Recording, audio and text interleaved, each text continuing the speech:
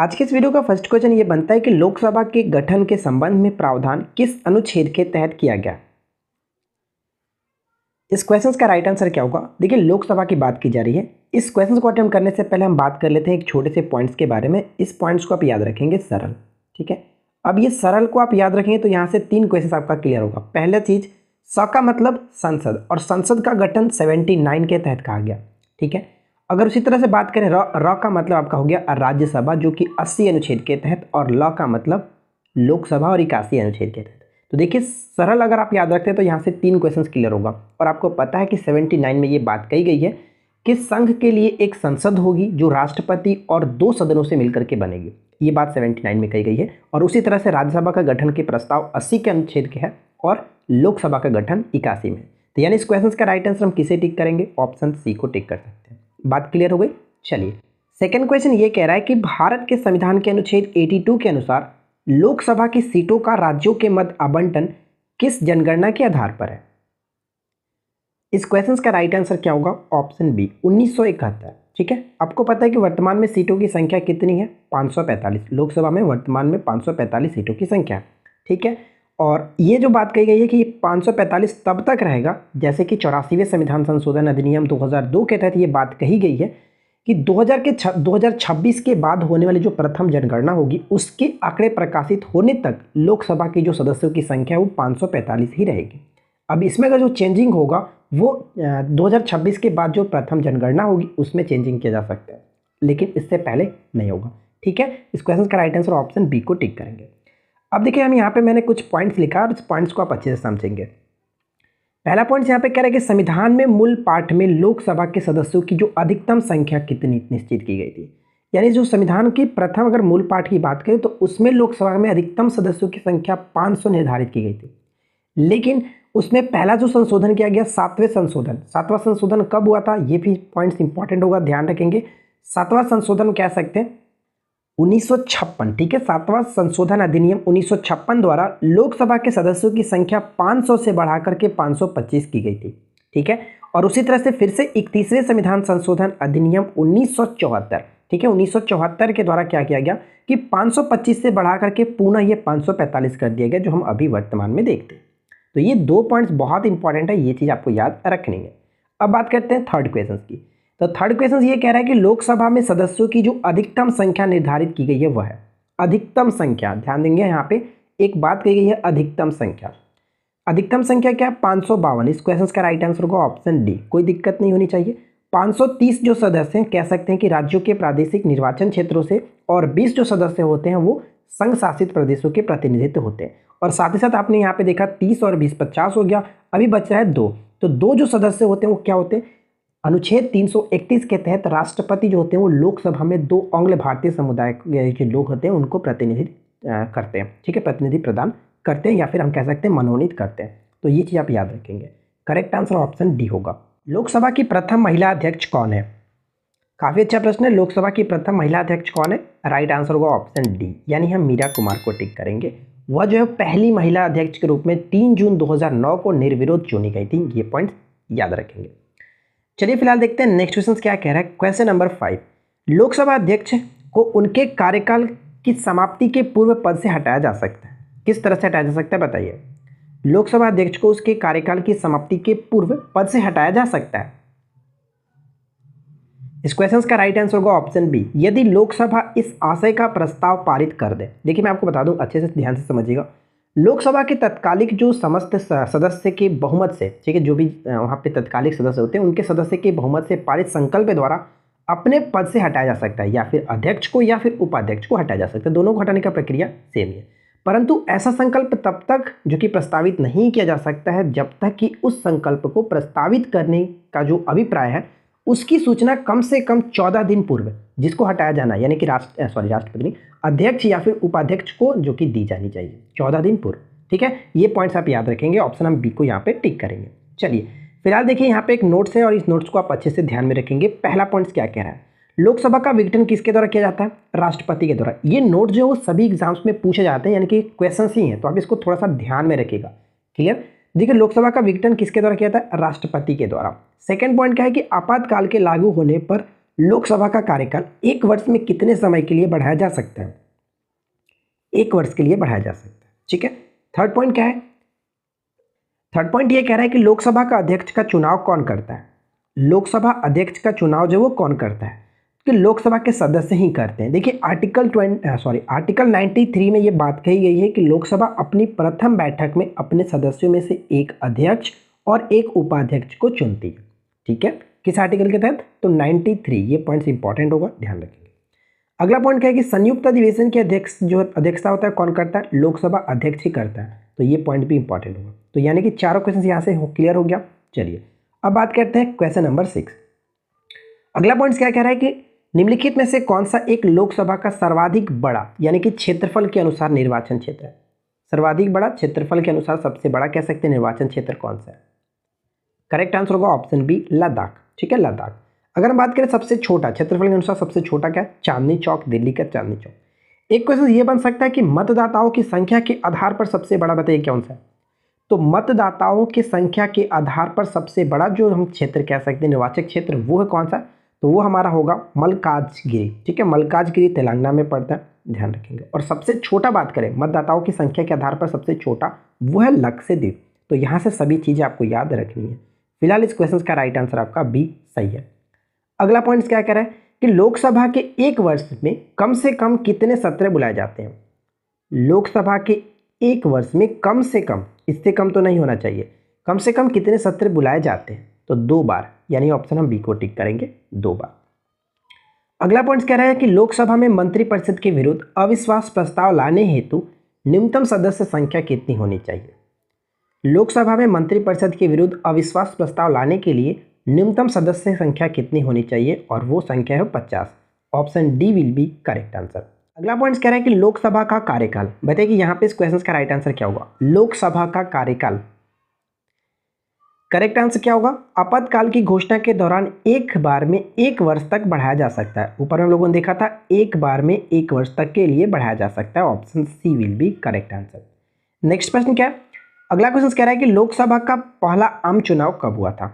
बहुत important question, ये question बहुत बार पूछा गया है। बताइए कि लोकसभा का पहला जो आम चुनाव हुआ था कब हुआ था? 1952 में। ऑप्शन बी बिल्कुल सही आंसर हो जाता है। नेक्स्ट क्वेश्चन देखिए क्या है? अगला क्वेश्चन ये कह रहा है कि निम्नलिखित में से कौन सा राज्य लोकसभा में अनुसूचित जनजातियों यानी कि शेड्यूल जो ट्राइब हैं इनके सर्वाधिक प्रतिनिधि निर्वाचित करता है? अनुसूचित जनजाति, ध्यान रखेंगे, अनुसूचित जनजाति वो लोकसभा में अनुसूचित जनजाति के लिए सर्वाधिक निर्वाचित करता है। कौन है? करेक्ट आंसर हम क्या टिक करेंगे? ऑप्शन हम यहाँ पे सी को टिक करेंगे। अनुसूचित जनजाति की बात की जा रही है, ध्यान रखेंगे, option C will be correct answer. Clear? चलिए अगला क्वेश्चन क्या कह रहा है? उत्तर प्रदेश के बाद लोकसभा में सर्वाधिक स्थानों का आवंटन किया गया, यानी सीटों की बात की जा रही है कि उत्तर प्रदेश के बाद लोकसभा में किस राज्य के पास सबसे अधिक सीटें हैं? इस क्वेश्चन का राइट आंसर क्या होगा? देखिए सेकंड नंबर पे बात करें तो सबसे टॉप पे तो आपको पता है उत्तर प्रदेश है। ठीक है, उत्तर प्रदेश में 80 सीटें हैं लोकसभा की। अगर हम बात करें सेकंड नंबर पे कौन है, तो सेकंड नंबर पे जो कि महाराष्ट्र होगा, कितने सीटों के साथ? इसको याद रखेंगे, 48 सीटों के साथ। थर्ड नंबर पे कौन है? थर्ड नंबर पे वेस्ट बंगाल जो कि 42 सीटों के साथ। ठीक है, थर्ड नंबर पे। और फोर्थ नंबर पे अपना बिहार है, और ये कितना नंबर पे? 40 सीटों के साथ 4 नंबर पे। ठीक है ना। और फिफ्थ नंबर भी आप याद रख लीजिए, फिफ्थ नंबर पे तमिलनाडु जो कि 39 सीट के साथ। तो ये थी हमारे कुछ इस पॉइंट से रिलेटेड, यानी इस क्वेश्चन से रिलेटेड कुछ पॉइंट्स जो आपको याद रखने हैं। ठीक है, चलिए अगला क्वेश्चन देखिए क्या।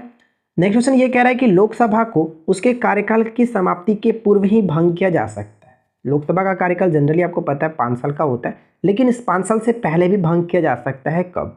तो राष्ट्रपति के द्वारा किया जाता है मंत्रिपरिषद के सलाह पर। ऑप्शन बी को टिक करेंगे।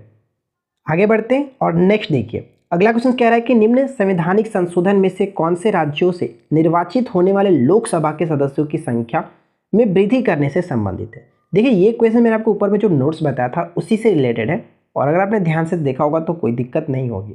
मैंने आपको ऊपर में क्या बताया था कि जो मूल संविधान के यानी मूल पार्ट में संविधान है, यानी कि उसमें लोकसभा के सीटों की संख्या कितनी निर्धारित की गई थी, निश्चित की गई थी, तो 500 निर्धारित की गई थी। लेकिन जो सातवां संशोधन था 1956, इसके तहत 500 से बढ़ाकर के 525 किया गया था। और उसी तरह से 31वां जो था उसके तहत क्या हुआ था कि 525 से बढ़ा करके फिर से 545 किया गया। यानी कि दोनों में वृद्धि से संबंधित जो हमारा संवैधानिक संशोधन है वो कौन सा है? ऑप्शन सी बिल्कुल सही होगा, 7वां और 31वां।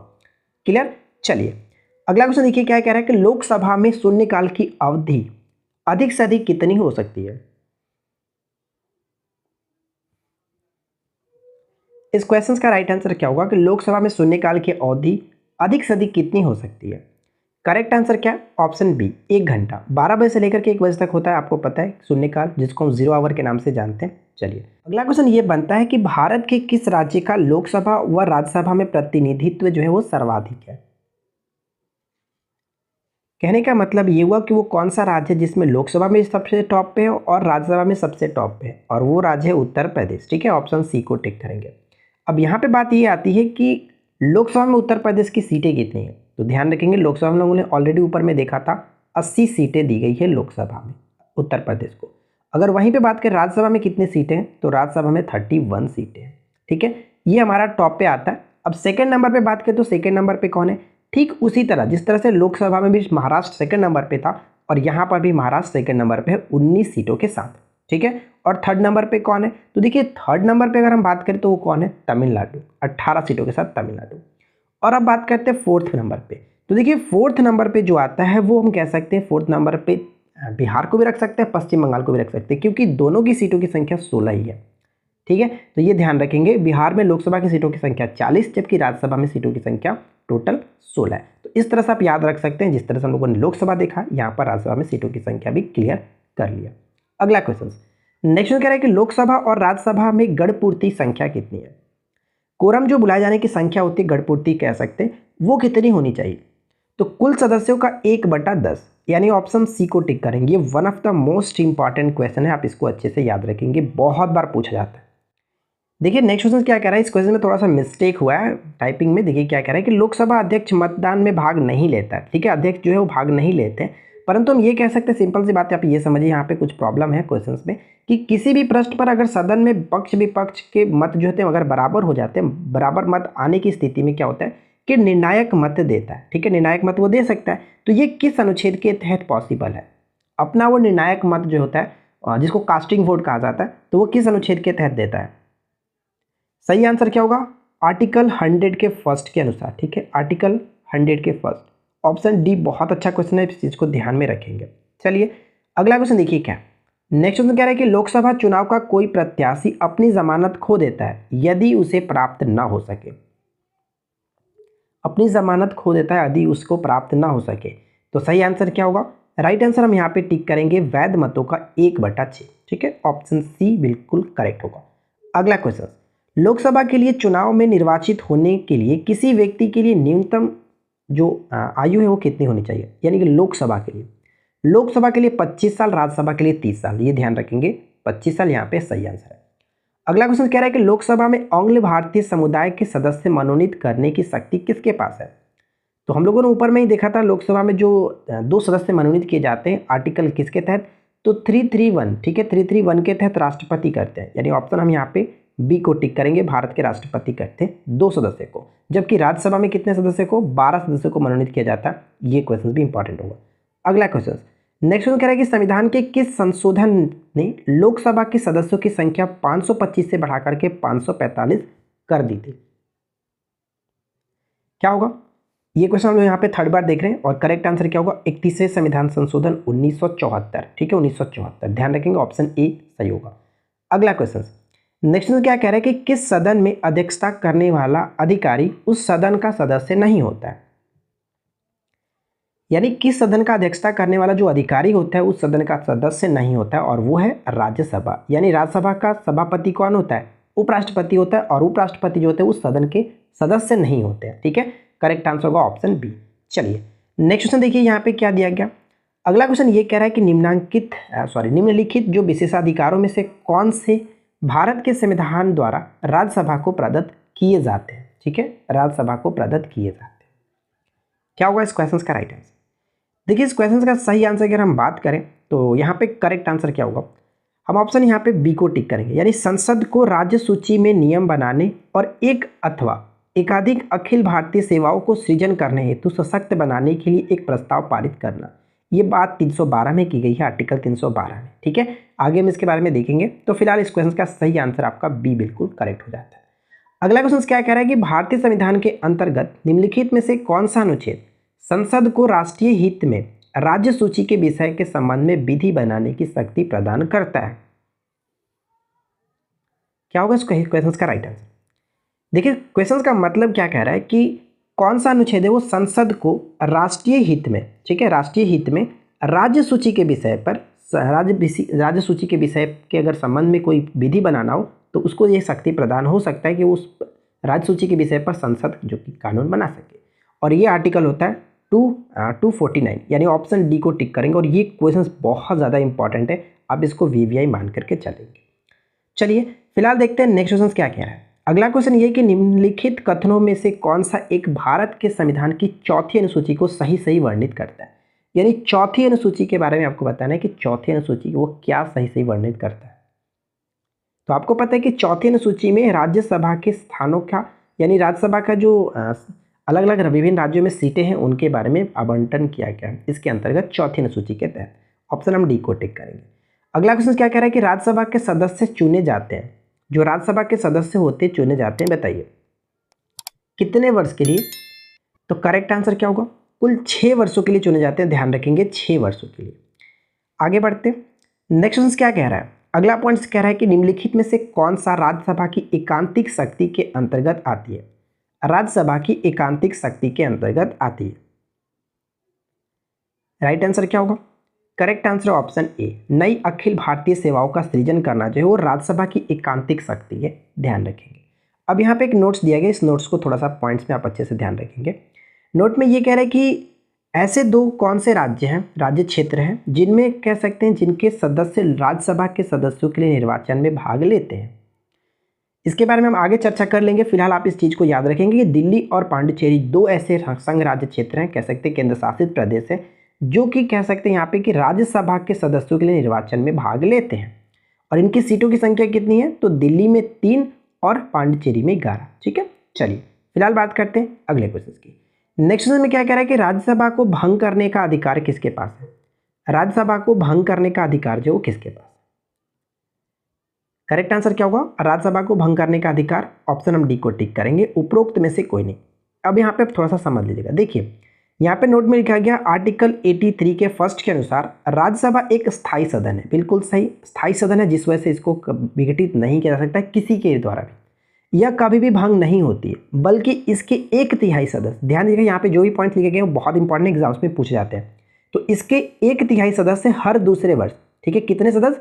1/3, 1/3 जो सदस्य होते हैं प्रत्येक दूसरे वर्ष की समाप्ति पर अवकाश ग्रहण कर लेते हैं और इतने ही नए सदस्य निर्वाचित कर लिए जाते हैं। इस प्रकार हर सदस्य जो वो 6 वर्ष तक राज्यसभा का सदस्य रहता है।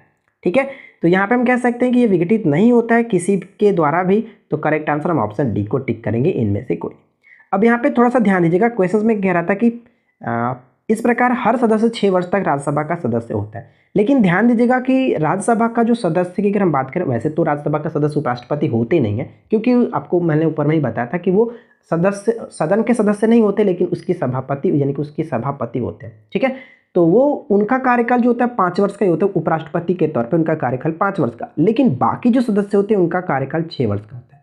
लेकिन लोकसभा में अध्यक्ष और उपाध्यक्ष दोनों का कार्यकाल जो होता है वो 5 वर्ष का होता है। तो ये थोड़ा सा यहाँ पे थोड़ा सा ध्यान में रखना है आपको, ठीक है ना। चलिए फिलहाल बढ़ते हैं अगले क्वेश्चन की तरफ। नेक्स्ट क्वेश्चन क्या कह रहा है कि राज्यसभा के संदर्भ में निम्नलिखित में से कौन सा कथन सही है? राज्यसभा के संदर्भ में निम्नलिखित में से कौन सा कथन सही है? क्या होगा इस क्वेश्चन का राइट आंसर? तो देखिए, जस्ट हम लोगों ने ऊपर में देखा कि इसके 1/3 सदस्य जो होते हैं प्रत्येक 2 वर्ष पर अवकाश ग्रहण करते हैं, यानी हम ऑप्शन ए को टिक करेंगे। ठीक है, चलिए नेक्स्ट क्या कह रहा है कि हमारे संविधान के अनुसार राज्यसभा का कार्यकाल क्या है? देखिए, हमारे संविधान के अनुसार राज्यसभा का कार्यकाल अगर हम बात करें तो राज्यसभा का कोई कार्यकाल फिक्स नहीं है कि इतने समय तक रहेगा।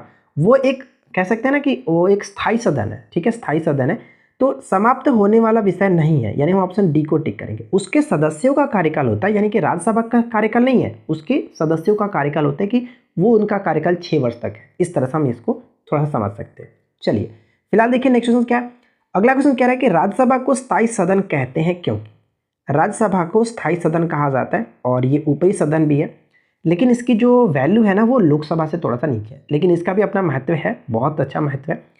तो देखिए राज्यसभा को स्थायी सदन कहते हैं क्योंकि जस्ट हम लोगों ने ऊपर में जो बात किया था वही यहाँ पे पॉइंट्स है कि इसे विघटित नहीं किया जा सकता, और साथ साथ कुछ सदस्य यानी कुछ सदस्य का मतलब 1/3 जो सदस्य है 1/3 सदस्य प्रति 2 वर्ष पर अवकाश ग्रहण करते हैं। इन दो कारणों की वजह से हम कह सकते हैं कि इसको हम एक स्थायी सदन का रूप कह सकते हैं। ऑप्शन हम डी को यहाँ पे टिक करेंगे, ठीक है, option D will be correct answer. अगला क्वेश्चन क्या बनता है कि राज्यसभा के सदस्य चुने जाते हैं। देखिए ये क्वेश्चन लोगों ने ऊपर में थोड़ा सा मैंने आपको हिंट किया था, मैंने बोला था कि आगे हम लोग देखेंगे, तो बस यहाँ पर वही बात करने वाले हैं। राज्यसभा के सदस्य चुने जाते हैं, तो राज्यसभा के जो सदस्य होते हैं हम कह सकते हैं क्वेश्चन का राइट आंसर क्या होगा। Right answer will be option A, राज्यों के विधानसभाओं द्वारा, ठीक है, राज्यों के विधानसभाओं द्वारा जो निर्वाचित प्रतिनिधि होते हैं उनके द्वारा, ठीक है।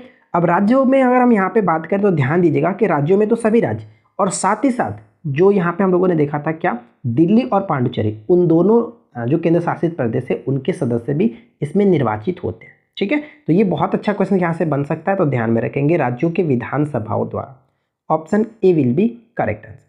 अगला क्वेश्चन क्या कह रहा है कि राज्यसभा में राज्यों का प्रतिनिधित्व निम्नलिखित में से किस आधार पर किया जाता है। राज्यसभा में राज्यों का प्रतिनिधित्व निम्नलिखित में से किस आधार पर किया जाता है, उसकी जनसंख्या के अनुपात के स्थान, option B will be correct answer, ठीक है। आगे बढ़ते हैं। नेक्स्ट क्वेश्चन है कि लोकसभा में राज्यवार जो सीटों का आवंटन है वो सन 1971 की जनसंख्या पर आधारित है, यह निर्धारित किस वर्ष तक यथावत रहेगा। ऑलरेडी हम ऊपर में देख चुके थे इस क्वेश्चन के बारे में, और यहाँ पे जो सही आंसर क्या होगा, करेक्ट आंसर होगा, हम ऑप्शन हम किसे टिक करेंगे, बी को। 2026 तक ये जो कि सेम टू सेम इसी तरह से रहेगा, जितने सीटें वर्तमान में 2026 तक इतना ही रहेगा। चलिए अगला क्वेश्चन देखिए क्या कह रहा है। नेक्स्ट क्वेश्चन है कि संविधान के किस अनुच्छेद के अंतर्गत लोकसभा भंग हो जाने पर लोकसभा का अध्यक्ष जो नई लोकसभा की बैठक होने तक अपना पद नहीं छोड़ता है, ठीक है ना, बिल्कुल सही। तो क्वेश्चन का राइट आंसर क्या होगा, सही आंसर हम किसे टिक करेंगे, ऑप्शन हम यहाँ पे सी को टिक करेंगे। 94 आर्टिकल के तहत ये बात कही गई है कि लोकसभा भंग हो जाने के पश्चात भी लोकसभा का जो अध्यक्ष है वो अगली जो लोकसभा की बैठक होगी तब तक अपना पद नहीं छोड़ता है। ऑप्शन हम यहाँ पे सी को टिक करेंगे। यहाँ पे कुछ नोट्स है, आप इन नोट्स को अच्छे से याद रखेंगे। चलिए पहला नोट्स में क्या कह रहा है कि राज्यसभा का सदस्य निर्वाचित होने की जो न्यूनतम आयु है कितना, 30 वर्ष, जबकि लोकसभा के लिए 25 वर्ष, ठीक है। अगला पॉइंट, राष्ट्रपति द्वारा राज्यसभा में कितने सदस्य, 12 सदस्यों को मनोनीत किए जाने से संबंधित उपबंध किस देश के संविधान से लिया गया, और ये जो लिया गया आयरलैंड के संविधान से लिया गया, ठीक है, आयरलैंड के संविधान से। अगला पॉइंट क्या है कि राज्यसभा सदस्य के चुनाव में भाग लेते हैं। राज्यसभा के जो चुनाव होता है, राज्यसभा के सदस्य का जो चुनाव होता है, इसमें कौन कौन भाग लेते हैं, तो सभी राज्यों और साथ ही साथ संघ राज्य क्षेत्र जो दिल्ली और एवं पांडुचेरी के विधानसभाओं के निर्वाचित सदस्य, ऊपर हम लोगों ने देखा था, ठीक है, सभी राज्य लेंगे और साथ साथ दिल्ली और पांडुचेरी के जो विधानसभा है उसमें से निर्वाचित सदस्य इसमें भाग लेते हैं, ठीक है। अगला पॉइंट, राज्यसभा की पहली बैठक कब हुई थी, 13 मई 1952, बहुत इंपॉर्टेंट क्वेश्चन, 13 मई 1952, आप इसको याद रखेंगे। नेक्स्ट पॉइंट, संविधान के किस अनुच्छेद में यह स्पष्ट रूप से उपस्थित किया गया है या फिर उपबंधित कह सकते हैं किया गया है कि राज्यसभा में धन विधेयक प्रस्तुत नहीं किया जा सकता है। राज्यसभा में धन विधेयक प्रस्तुत नहीं किया जा सकता, किस आर्टिकल में, तो 109 में। ऑप्शन हम यहाँ पे, सॉरी ऑप्शन नहीं, यहाँ पे फिलहाल आपका 109 बिल्कुल सही हो जाता है। अब देखिए बात करते हैं नेक्स्ट क्वेश्चन क्या कह रहा है। अगला क्वेश्चन ये कि संविधान के किस अनुच्छेद के अंतर्गत राज्यसभा को नई अखिल भारतीय सेवाओं की स्थापना का अधिकार है। बताइए कि नई अखिल भारतीय सेवाओं की स्थापना का जो अधिकार दिया गया किस आर्टिकल के तहत। तो इस क्वेश्चन का सही आंसर क्या, तो मैं आपको बता दूं कि देखिए राज्यसभा को हम यहाँ पे देखिए इन दोनों को थोड़ा सा लेकर के चलते हैं। आपको पता है कि आर्टिकल 249 क्या है, 249 में हम लोगों ने ऑलरेडी ऊपर में देखा था कि आर्टिकल 249 के अंतर्गत राज्य सूची में वर्णित जो विषय है उस अगर उसको राष्ट्रीय महत्व समझा जाता है, संसद के द्वारा राष्ट्रीय महत्व समझा जाता है, तो वो क्या करता है कि उसको कानून बना सकता है राज्य सूची के विषय पर, इसी आर्टिकल के तहत 249 के तहत। और 312 जो यहाँ पे बात कही जा रही है, 312 नई अखिल भारतीय सेवाओं की स्थापना से संबंध में। तो ये दोनों आपको याद रखने बहुत इंपॉर्टेंट यहाँ से क्वेश्चन बनते हैं, ठीक है ना। चलिए फिलहाल देखिए नेक्स्ट क्वेश्चन क्या कह रहा है।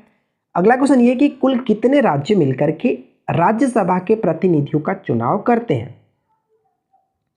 कुल कितने राज्य मिलकर के, ध्यान दीजिए कुल कितने राज्य यहाँ पे बात की जा रही है, तो कुल कितने राज्य मिलकर के राज्यसभा के प्रतिनिधियों का चुनाव करते हैं। तो हम लोगों ने देखा था क्या, ऊपर हम लोगों ने देखा था 29 राज्य, एक्चुअली अब देखिए हम तो कहेंगे 28 ही राज्य ना, 28 राज्य और साथ ही साथ हम कह सकते हैं दो हमारा दिल्ली और पांडुचेरी, तो टोटल मिलाकर ये कितना हो गया 30, यानी हम ऑप्शन यहाँ पे बी को टिक करेंगे। ठीक है, option B will be correct answer.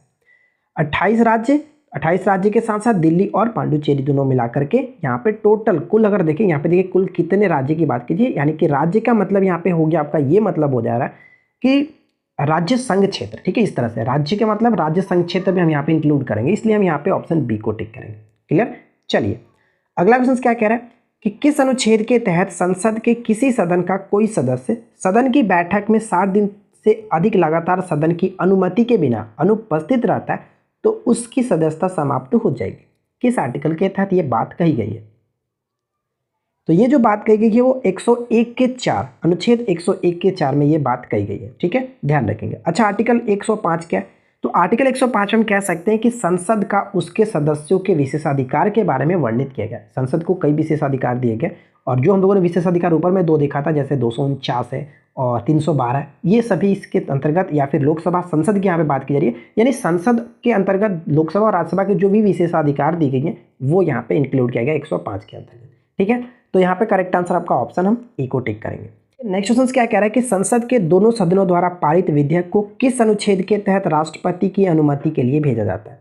अगर कोई विधेयक है जो संसद में पारित, यानी कि लोकसभा में पारित और राज्यसभा में पारित, तो दोनों को पारित होने के पश्चात उसको राष्ट्रपति के पास भेजा जाता है, तो ये किस आर्टिकल के तहत भेजा जाता है, ये होगा करेक्ट आंसर, हम ऑप्शन सी को टिक करेंगे 111 के तहत। ठीक है, और इस क्वेश्चन का राइट आंसर हम सी को टिक करेंगे। बहुत इंपॉर्टेंट क्वेश्चन है। अब यहाँ पे देखिए कुछ पॉइंट्स हैं जो कि यहाँ पे मैंने नोट डाउन कर रखा है, आप इसको थोड़ा सा ध्यान रखेंगे। देखिए, अगर हम बात करें कि आर्टिकल 75 का 3 में वर्णित किया गया, तो मंत्रिपरिषद किसके प्रति सामूहिक रूप से उत्तरदायी होता है, तो लोकसभा के प्रति।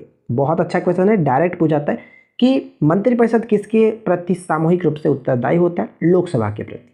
ठीक है, सेकेंड क्वेश्चन, संसद का कौन सा सदन मंत्रिपरिषद के विरुद्ध अविश्वास प्रस्ताव नहीं ला सकता है। ध्यान दीजिएगा कि संसद का कौन सा सदन जो है, ठीक है, वो मंत्रिपरिषद के विरुद्ध अविश्वास प्रस्ताव नहीं ला सकता है, और वो है राज्यसभा।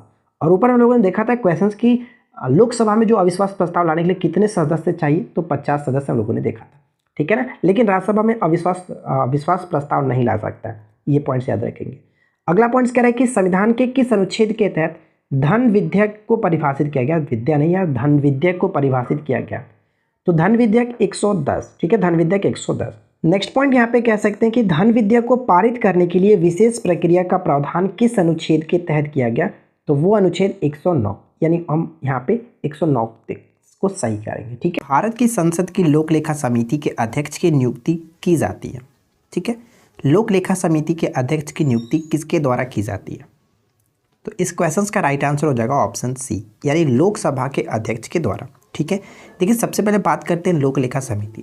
लोक लेखा समिति जो वो संसद की सबसे पुरानी वित्तीय समिति मानी जाती है। ठीक है, इसका गठन हम बात करें तो भारत सरकार अधिनियम 1919 के द्वारा किया गया था 1921 में। ठीक है, भारत सरकार अधिनियम 1919 के तहत ये 1921 में किया गया था। इसमें पहले जो कि 15 सदस्य होते थे, लेकिन 1954-55 में, ठीक है, 1954-55 से इसमें कुल 22 सदस्य हो गए, जिसमें 22 सदस्य हो गए, 15 सदस्य जो थे वो लोकसभा से होते हैं और 7 सदस्य राज्यसभा से होते हैं। ये चीज़ आपको याद रखनी है।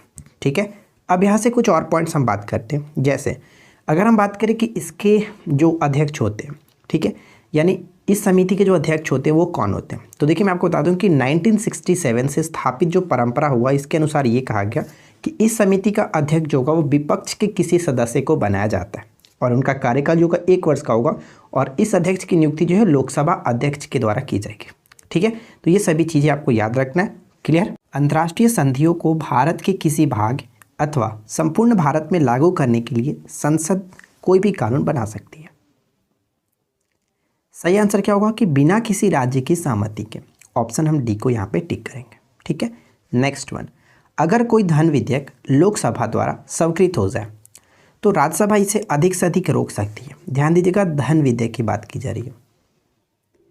मैं आपको बता दूं कि जो धन विधेयक है, धन विधेयक को राज्यसभा 14 दिन से ज़्यादा नहीं रोक सकती है, ऑप्शन डी को टिक करेंगे। 14 दिन तक रोक सकती है। 14 दिन के बाद क्या होगा कि राज्यसभा द्वारा पारित समझा जाता है, ठीक है। लेकिन अगर हम बात करें साधारण विधेयक के संबंध में, सामान्य विधेयक के संबंध में, तो उस कंडीशन में राज्यसभा 6 महीने तक इसको रोक सकती है, ठीक है। तो फिलहाल इस क्वेश्चन का राइट आंसर हम ऑप्शन डी को टिक करेंगे। क्वेश्चन नंबर 4 में क्या कह रहा है कि प्रथम स्पीकर जिनके विरुद्ध लोकसभा में अविश्वास प्रस्ताव लाया गया था, वह इस प्रथम स्पीकर कौन थे, अध्यक्ष कौन थे जिनके विरुद्ध लोकसभा में अविश्वास प्रस्ताव लाया गया था? सही आंसर क्या है? जीवी मावलंकर, यानी ऑप्शन हम बी को टिक करेंगे, ठीक है। और ये लोकसभा के प्रथम अध्यक्ष भी थे, ध्यान रखेंगे। नेक्स्ट क्वेश्चन क्या है? अगला प्रश्न कह रहा है कि प्रोटेम स्पीकर का कार्य क्या होता है, कर्तव्य क्या होता है? प्रोटेम स्पीकर का कर्तव्य क्या होता है? सही आंसर क्या होगा? करेक्ट आंसर है ऑप्शन बी, सदस्यों को शपथ दिलाना। मैं आपको बता दूं कि प्रोटेम स्पीकर का जो काम होता है नए सदस्यों को शपथ दिलाना और स्पीकर का चुनाव कराना होता है, ठीक है, ध्यान रखेंगे। चलिए क्वेश्चन नंबर 6 में देखिए क्या दिया गया कि लोकसभा अध्यक्ष अपने कास्टिंग वोट का प्रयोग केवल करते हैं। लोकसभा जो अध्यक्ष होते हैं वो अपने कास्टिंग वोट का जो प्रयोग करते हैं कब करते हैं? जब वोट बराबर होने के नाते, यानी कि जब टाई हो जाता है, जब दोनों पक्षों में बराबर वोट पड़ जाते हैं, तो उस कंडीशन में टाई वोट के रूप में कास्टिंग वोट का प्रयोग वो लोग करते हैं, यानी कि हम कह सकते हैं निर्णायक वोट, ठीक है, ध्यान रखेंगे। चलिए नेक्स्ट क्वेश्चन देखिए क्या। अगला पॉइंट ये बनता है कि वित्त विधेयक को प्रस्तुत करने के विषय में निम्नलिखित में से कौन सा कथन सही है? वित्त विधेयक को प्रस्तुत करने के विषय में निम्नलिखित में से कौन सा कथन सही है? इस क्वेश्चन का राइट आंसर क्या होगा? देखिए इस क्वेश्चन का सही आंसर क्या है कि वित्त विधेयक जो है वह लोकसभा में प्रस्तुत किया जाता है, ठीक है। वित्त विधेयक को लोकसभा में प्रस्तुत कर सकते हैं। और अगर हम यहाँ पे बात करें आर्टिकल 117 में, जो कि इस विधेयक के बारे में बात कही गई है कि वित्त विधेयक के पारित करने की प्रक्रिया के बारे में बात कही गई है। वित्त विधेयक को जो कि दोनों सदनों द्वारा पारित किया जाता है, ठीक है, ध्यान रखेंगे। और अगर हम यहाँ पे बात करें कि इसके संदर्भ में संयुक्त जो बैठक है वो बुलाई जा सकती है, ठीक है, ध्यान रखेंगे। इसके बारे में आगे हम लोग बात करेंगे। तो फिलहाल आपको यह ध्यान रखना है कि वित्त विधेयक जो है वो प्रस्तुत करने के लिए कौन सा कथन यहाँ पे सही होगा, तो ये लोकसभा में प्रस्तुत किया जाता है। ऑप्शन हम यहाँ पे डी को टिक करेंगे। चलिए फिलहाल देखते हैं नेक्स्ट क्वेश्चन को। और अगला पॉइंट हमारा कह रहा है कि आकस्मिक निधि को राष्ट्रपति कैसे व्यय करते हैं? आकस्मिक निधि के बारे में आपको पता है कि आर्टिकल 267 है। तो आपको ये बताना है कि आकस्मिक निधि को राष्ट्रपति जो है वो कैसे व्यय करते हैं। तो मैं आपको बता दूं कि इस क्वेश्चन का राइट आंसर क्या होगा। देखिए सबसे पहले उसके बारे में थोड़ी सी पॉइंट्स जान लेते हैं। जैसे कि राष्ट्रपति जो है आकस्मिक निधि को अनुच्छेद 267 के अनुसार संसद की अनुमति के पूर्व खर्च कर सकता है, ठीक है। और इस आकस्मिक निधि की स्थापना जो वो संसद के द्वारा की जाती है, परंतु हम ये कह सकते हैं कि यह जो निधि होता है वो पूर्ण रूप से राष्ट्रपति के अधीन होता है, ठीक है।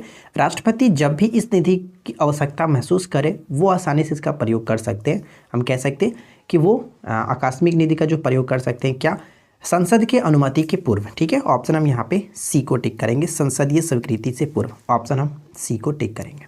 काफ़ी अच्छा क्वेश्चन है, ध्यान रखेंगे। चलिए अगला क्वेश्चन क्या बन रहा है कि भारत में लोकसभा जो अध्यक्ष हैं यानी कि स्पीकर है, बताइए क्या होगा? मनोनीत किए जाते हैं, चयनित किए जाते हैं, निर्वाचित या फिर नियुक्त? क्या होगा राइट आंसर? देखिए इस क्वेश्चन का सही आंसर क्या है? जो लोकसभा अध्यक्ष होते हैं, स्पीकर होते हैं, वो चयनित किए जाते हैं। अब इसको हम अच्छे से समझ लेते हैं इस तरह से कि आपको पता है कि आर्टिकल 93, इससे पहले वाले वीडियो में यानी कि लोकसभा जो राज्यसभा का पार्ट 1 था उसमें हम लोगों ने ऑलरेडी क्लियर किया था। जो लोकसभा होते हैं, ठीक है, लोकसभा के जो अध्यक्ष होते हैं वो आर्टिकल 93 के अनुसार ये कहा गया है कि अपनी पहली बैठक के अंतर्गत अपने 2 सदस्यों को अध्यक्ष और उपाध्यक्ष के रूप में चुनती है यानी कि चयनित करती है। ऑप्शन हम बी को टिक करेंगे।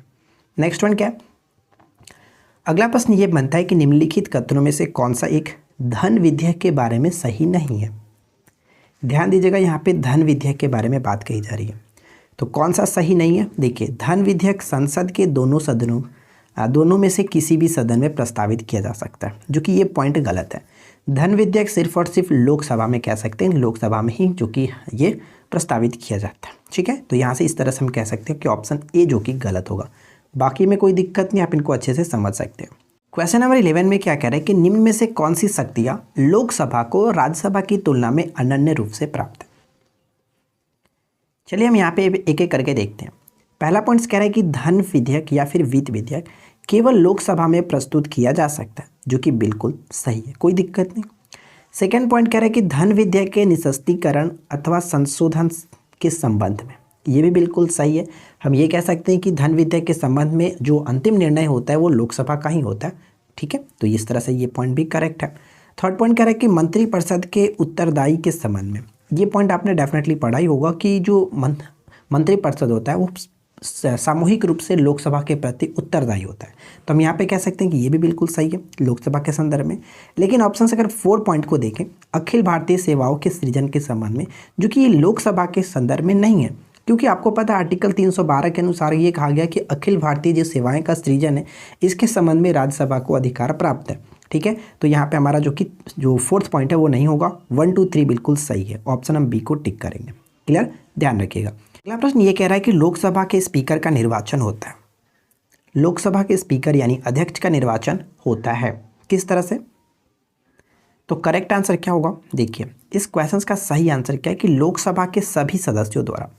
आप इसको इस तरह से समझ सकते हैं जिस तरह से हम लोगों ने ऊपर में देखा था, 93 आर्टिकल 93 के अनुसार क्या है कि लोकसभा अपने गठन के पश्चात अपने सदस्यों के मध्य से, ठीक है, अपने सदस्यों के मध्य से संसद के उचित संचालन हेतु एक अध्यक्ष और एक उपाध्यक्ष चुन सकते हैं, यानी कि सभी सदस्यों के मध्य के साथ, ठीक है, तो यहाँ पे सी बिल्कुल सही आंसर होगा।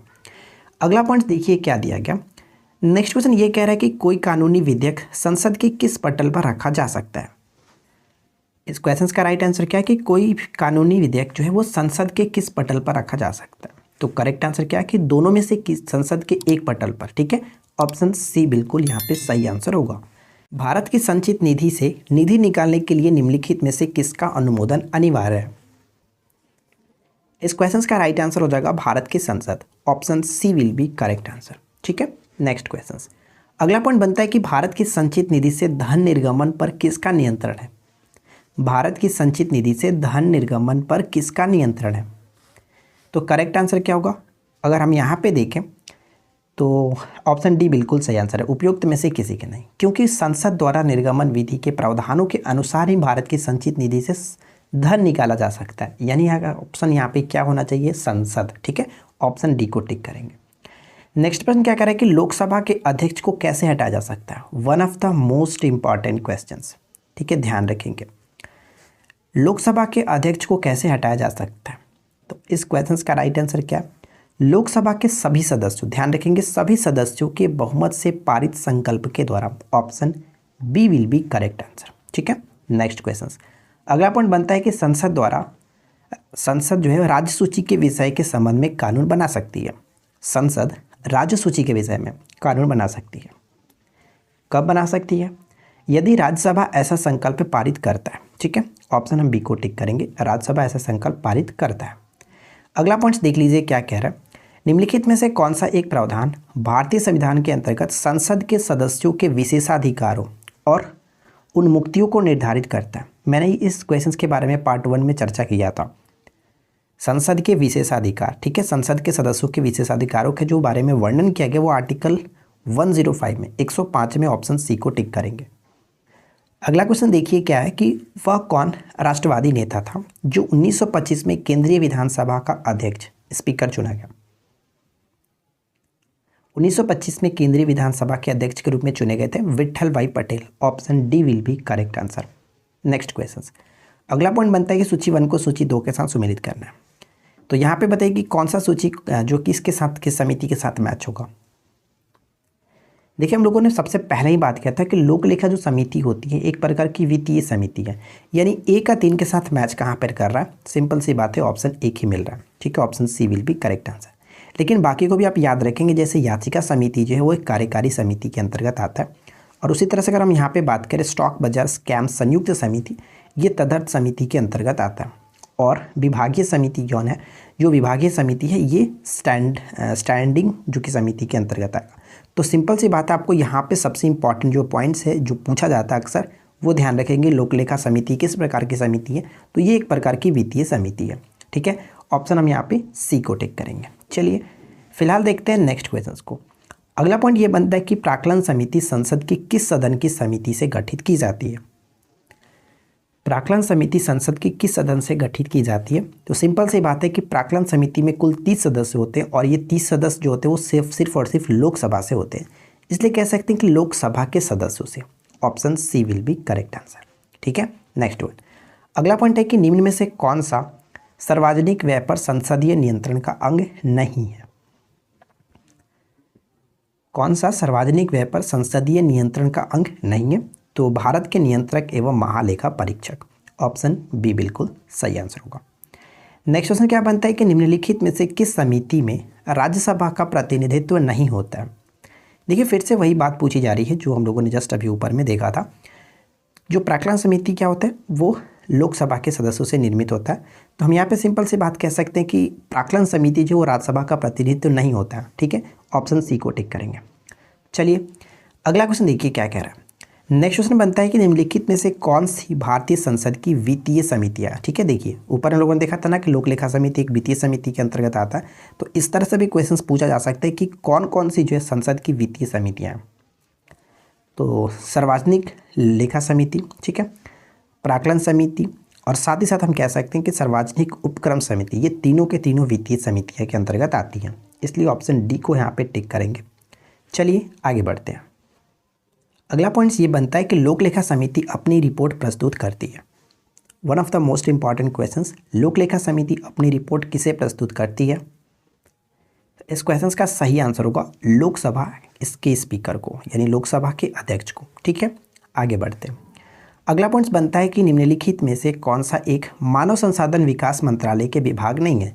मैं आपको बता दूं कि अब जो ये मानव संसाधन विकास मंत्रालय जो देख रहे हैं इसका नाम चेंज करके शिक्षा विभाग कर दिया गया, शिक्षा मंत्रालय कर दिया गया। ठीक है ना, ध्यान रखिएगा। तो इसके अंतर्गत नहीं आता है वो है बाल एवं महिला और बाल विकास जो विभाग है इसको अलग कर दिया गया था। तो ये इसके अंतर्गत नहीं आता है। ऑप्शन हम डी को टिक करेंगे। चलिए फिलहाल देखते हैं अगले क्वेश्चन को। लोकसभा के लिए निर्वाचन के बारे में निम्नलिखित में से कौन सा कथन सही नहीं है? लोकसभा के लिए निर्वाचन के बारे में निम्नलिखित में से कौन सा कथन सही नहीं है? क्या होगा सही आंसर?